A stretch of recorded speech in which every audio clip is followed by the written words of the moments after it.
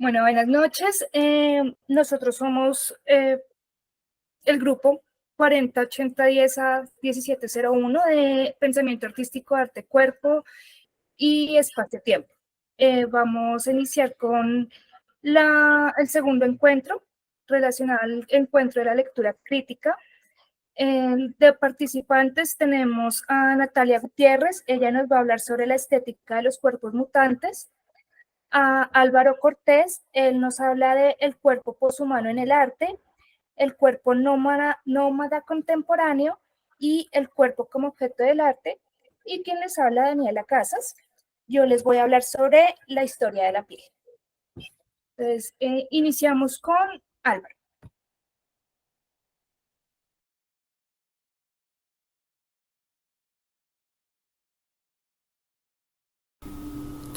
El cuerpo poshumano en el arte y la cultura contemporánea.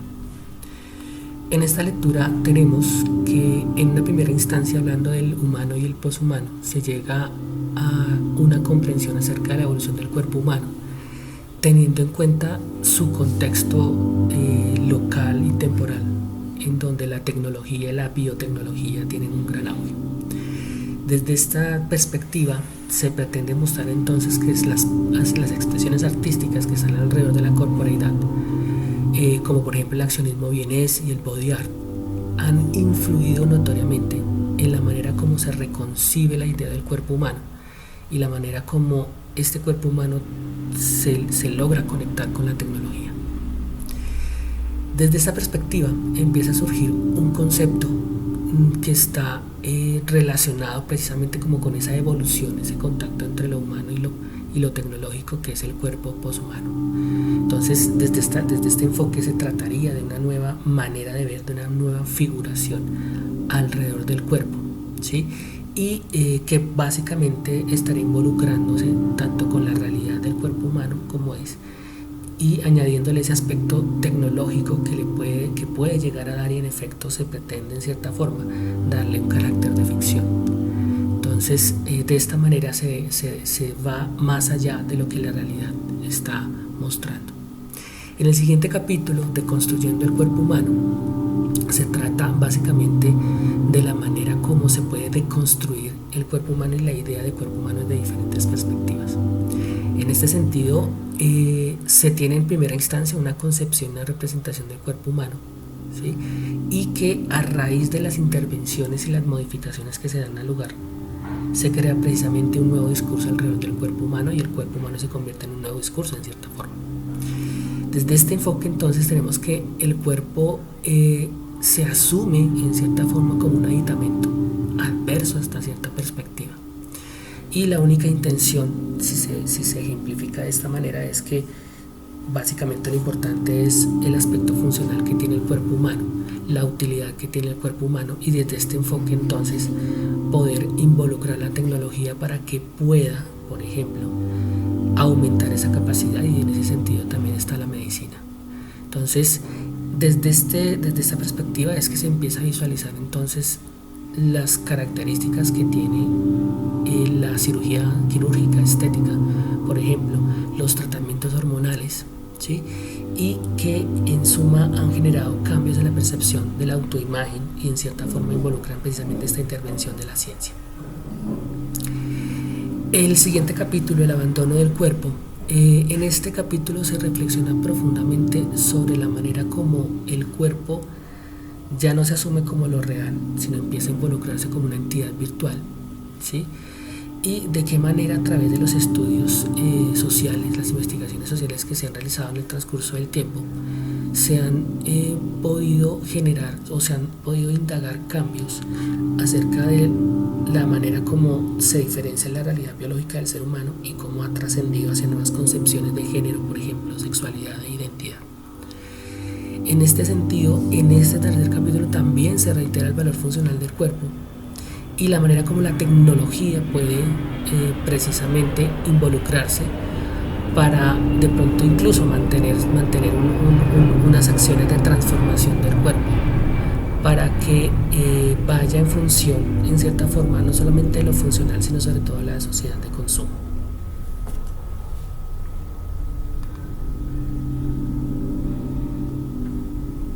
continuamos con mi lectura, que es la estética de los cuerpos mutantes en las obras de Sterlack, Orlan y Gunther von Hagens.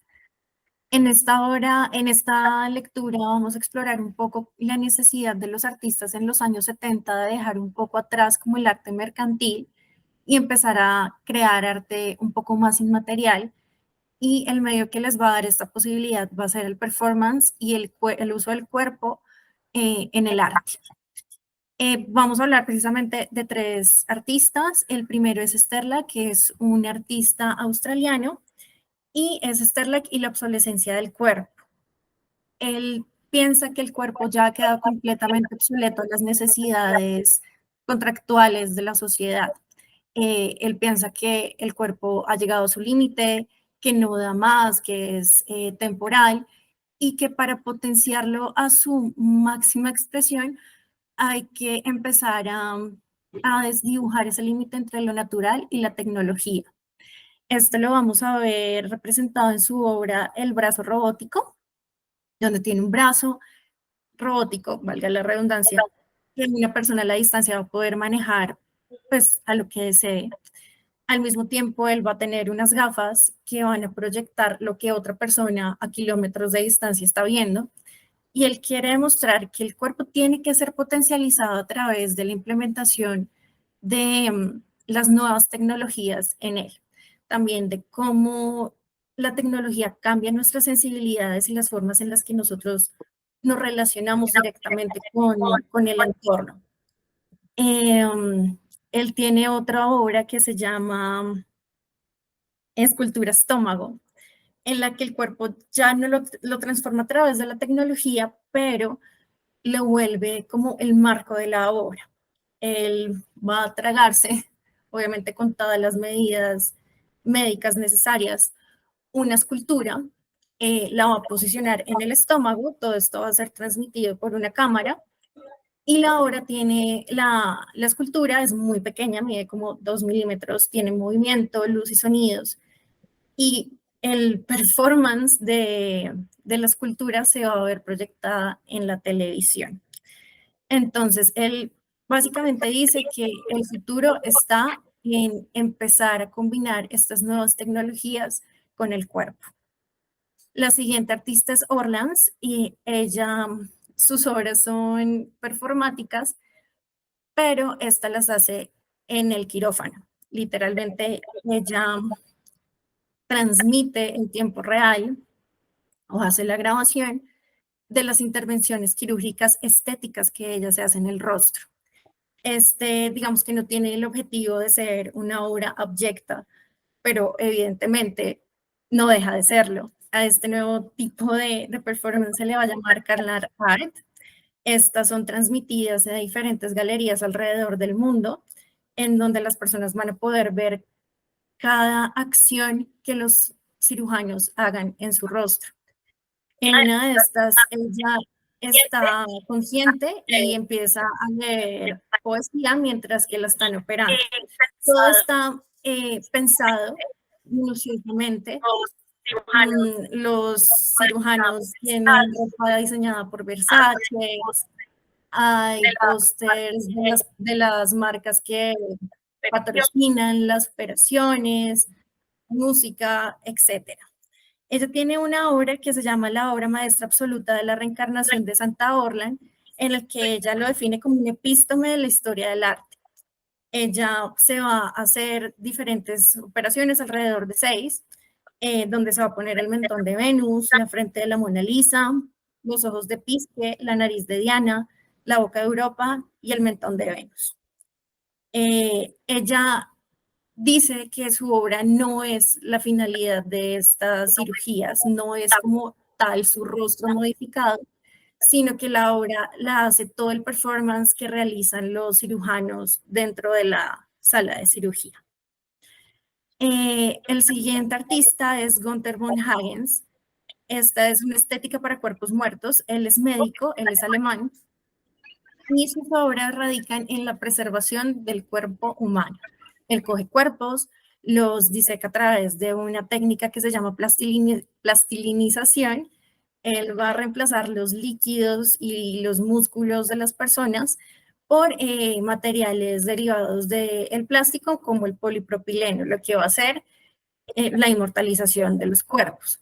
Estas exposiciones no solamente va a poner como los cuerpos tal cual plastinizados, sino que va a explorar los cuerpos para literalmente cambiar cómo nosotros observamos a estos. Entonces les va a quitar la piel, o sea, las personas van a poder ver de otra manera el cuerpo humano más allá de la piel, más allá de lo que nosotros vemos día a día, sino que se va a poder contemplar los músculos, los ligamentos, etcétera. Una nueva forma de contemplar el cuerpo humano. Gracias, seguimos.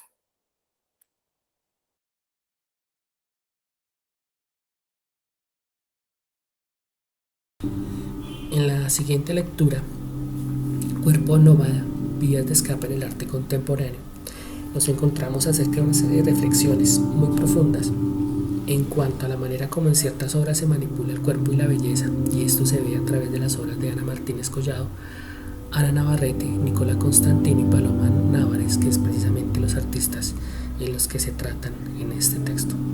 En el primer subcapítulo, El rostro más allá de sus límites, encontramos, por ejemplo, que se aborda precisamente la práctica de la cirugía estética como un recurso artístico y la manera como influye en la construcción de la identidad corporal hoy en día, la sociedad contemporánea.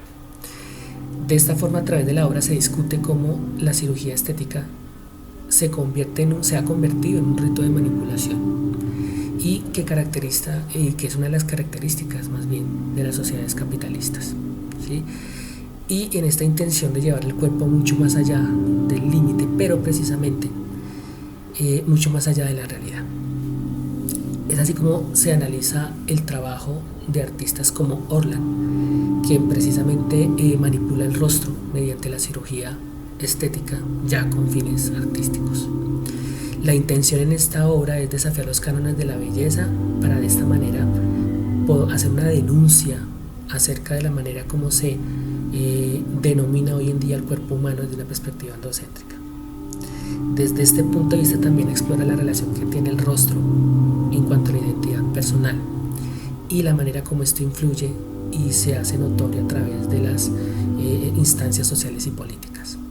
También se aborda la obra de Nicola Constantino, quien se enfoca fundamentalmente en la perversión que subyace en los procesos de producción y la industria la industria de productos de belleza, para ser más específicos, y precisamente como muchos consumidores también desconocen la realidad sobre estos productos y su manipulación. En el siguiente subcapítulo, Productos de cosmética y belleza, precisamente es donde se empieza a profundizar acerca de este artista y la obra también de Paloma Návares, en donde ellos pretenden hacer una crítica acerca de la manipulación del cuerpo y hacen precisamente a través de su obra una manipulación del cuerpo a manera de protesta.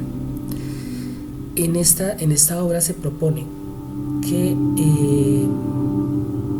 se establezca una comunicación de discurso a través de diferentes productos de cosmética y diferentes partes del cuerpo, de tal manera que en esa manipulación del producto se hace una protesta notable acerca de esos ideales sociales de belleza y de manipulación corporal.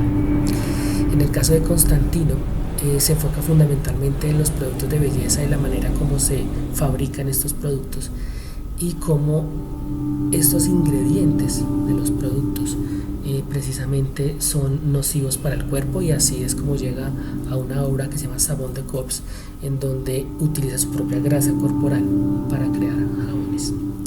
En el siguiente subcapítulo, La perforación de la piel como un territorio apropiado por el arte, se abordan las técnicas del piercing y del tatuaje, ya como también obviamente como técnicas artísticas en el ámbito del arte contemporáneo, y teniendo en cuenta que data de los años 70, básicamente se trataría del uso del cuerpo humano como un material artístico.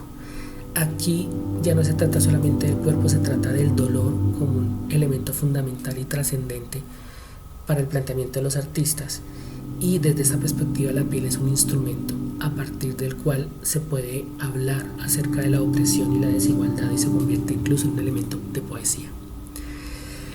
De esta manera se puede establecer también un discurso que va acerca de la manera como la carne, la piel se modifica, cómo se transforma, cómo transfiere energías y cómo estos elementos, incluso también sumado a lo que se había hablado antes, como son los instrumentos quirúrgicos, las intervenciones de estética, pues empiezan a generar cambios notables, no solamente en la formalidad del cuerpo, sino también en su identidad. Entonces aquí esta obra es fundamental precisamente para hablar acerca de la relación del ser humano con el dolor, la identidad y la resistencia. En el siguiente subcapítulo tenemos la obra de David Nebreda, El cuerpo del dolor, en donde él utiliza su propio cuerpo como medio de expresión artística y precisamente también para hablar acerca del dolor, la vulnerabilidad y la manipulación del cuerpo. Aquí hay algo importante y es que se empieza a explorar las experiencias propias del dolor físico y emocional a través de acciones como cortes, como quemaduras, como perforaciones, incluso como el aislamiento, y de esta manera poder representar toda esa serie de dolores, no solamente físicos sino emocionales que subyace precisamente en la realidad humana. Algo importante es que desde la perspectiva de la filósofa Elaine Scarry, por ejemplo, esta obra se relaciona muy cercanamente con el concepto de tortura. Entonces es una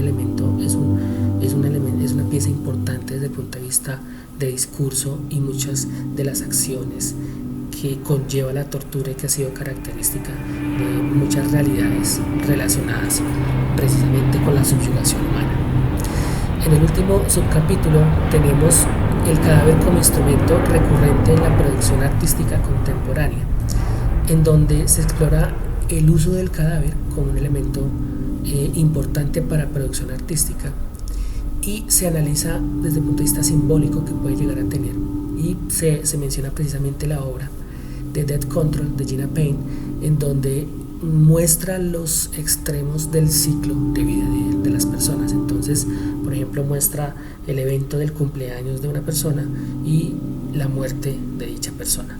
Entonces, desde esa perspectiva, a partir del cadáver utilizado como elemento simbólico, puede expresar la realidad temporal que es la vida y la muerte, y fundamentalmente los conceptos de vulnerabilidad y mortalidad.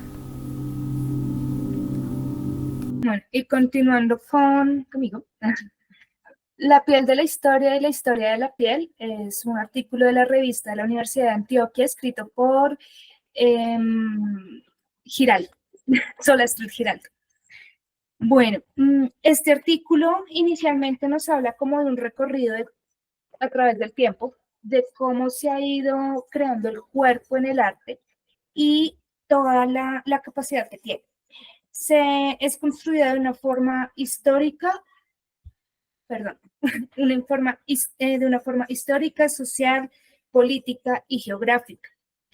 Ellos nos hablan sobre los sentidos como parte del cuerpo. Al inicio, el inicio de todo este recorrido, nos dicen que los sentidos primordiales son la visión y el oído. En la parte de cristiandad es más sobre la imagen y la visión. Entonces es como lo que nosotros vemos, lo que nosotros escuchamos y lo que es y se dice en realidad. Nos habla también sobre la conciencia del cuerpo, que es algo más moderno y que se activa con situaciones límites, ya sea por dolor o por placer. Sin embargo, en cuestiones del arte, tiende a ser más protagonista en cuestiones de dolor, de sufrimiento. Ahí es donde inicia el capítulo sobre los baños de sangre que despiertan el cuerpo. Aquí todas las obras son protagonistas porque hay cuerpos mutilados, se representa la violencia, se representan los sacrificios físicos sacros, como por ejemplo el de Santa Bárbara, de Santa Bárbara, que es la patrona de los soldados de artillería. Ella murió decapitada gracias al papá. Está también Santa Lucía, la patrona de los ciegos. Ella murió después de que le quitaran los ojos, gracias también a un familiar. Y ellos son como que su sacrificio fue su cuerpo para alcanzar el cielo. Nos hablan sobre la represión que se tuvo que empezar a instruir en la crianza, porque los sentidos y las emociones eran una obstrucción para desarrollar el intelecto. Entonces se empiezan a generar métodos para poner en cintura los sentidos, como condicionar lo que está bien sentir y lo que no está bien. Pero ¿qué pasa con esto? El cuerpo se vuelve un títere. No tiene su propia voluntad, se vuelve... ay, se me fue la palabra. Perdón, se me fue la palabra. Bueno, ahí continuamos con otro capítulo que es cuando el cuerpo revive en el arte, sobre los cuerpos matados, rematados y contramatados. Ya se centra en la década de los 50, a partir de los 50, que es donde se vuelve a traer como protagonismo el cuerpo en el arte, pero viene otra vez muy, muy al estilo colonial. Se resalta la violencia, se resalta las guerras, los desmembramientos, las torturas y, bueno, demás cosas que suceden, que exaltan el dolor y el sufrimiento. Sin embargo, también nacen nuevos artistas que se van por el lado contrario, que buscan revivir el cuerpo por el placer, más no por el dolor. Ahí encontramos el performer Mugre de Rosenberg Sandoval. Él trata de incursionar a todo a través del olor. Entonces, ¿cuál es su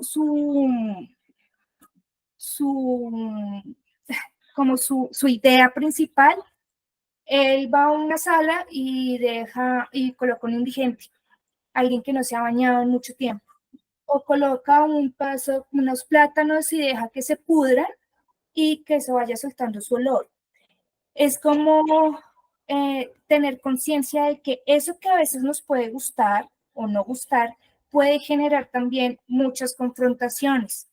Digamos que a partir de el olor, la violencia tiene un olor, las masacres tienen un olor, el placer tiene un olor, y eso, como que en eso se enfoca la obra. También encontramos entre estas una obra de Masi, que son las 10 notas para una sinfonía humana. En ellas, Masi coloca, se destacan las huellas olfativas del cuerpo de diferentes razas y, disculpe, de ahí nace también la musa paradisíaca de José Alfredo Restrepo. Nos habla también sobre la audición y la importancia que tiene y de cómo el ruido puede ser algo tan incómodo como satisfactorio. Y se hace una comparación entre el ruido y el silencio. Encontramos distintos artistas que nos llevan a ambos extremos. En una tenemos la videoinstaladora Clemencia Echeverry, quien genera obras yuxtapuestas entre muchas capas de sonido, y la performer María Teresa Encapié, que se basa en obras a base de silencio. Entonces, ambas obras son bastante interesantes.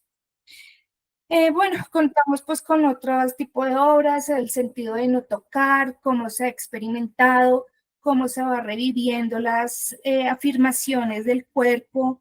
Nuevamente, Rosenberg Sandoval, el artista, hace experimentos palpando las vísceras, la orina, los huesos de los muertos, o sea, cosas que digamos que en nuestra cultura están mal vistas o como que dan mucho asco. Él se encarga de cogerlas, tocarlas y eso, para llegar a la conclusión de lo que es puro e impuro, de lo que es bueno y malo, estéticamente hablando. Es como... ¿ya? Súper, seguimos entonces con la siguiente.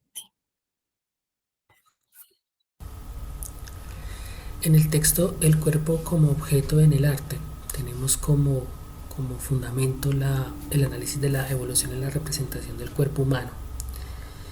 precisamente en el arte a lo largo de la historia.